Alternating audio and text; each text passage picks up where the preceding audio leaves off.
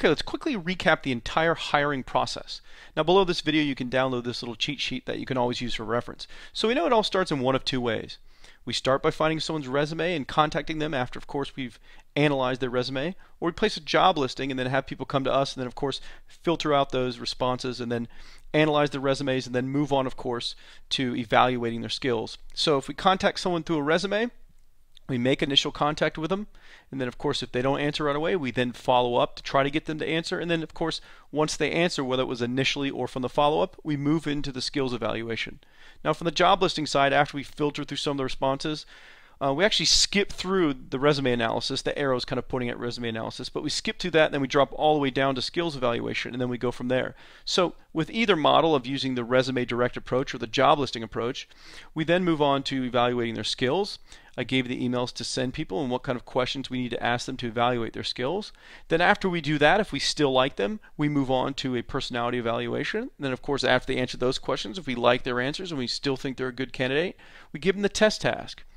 After we get back the test task and we think they're a great candidate, so then we move into that interview live chat on Skype where we just kind of feel them out a little bit and kind of talk to them in a live environment. We don't want to interrogate them, but it's a great way to kind of be friendly and introduce yourself live and kind of get the ball rolling with communications. And of course, it's a last chance to see if there's any danger signs with how they're communicating with you at that point before we hire them.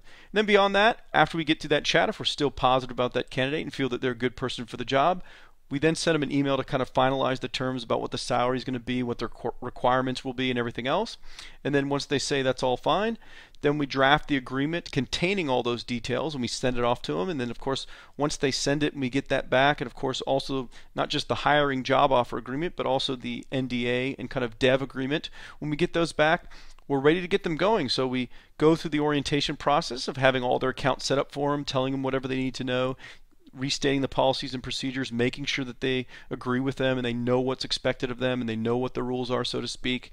And then we move into full-on training and management and moving them forward as an ongoing worker for our business. But that's pretty much it. That's the entire process. It's literally wash, rinse, repeat, and you can go through it again and again with any workers that you may need to hire for your business.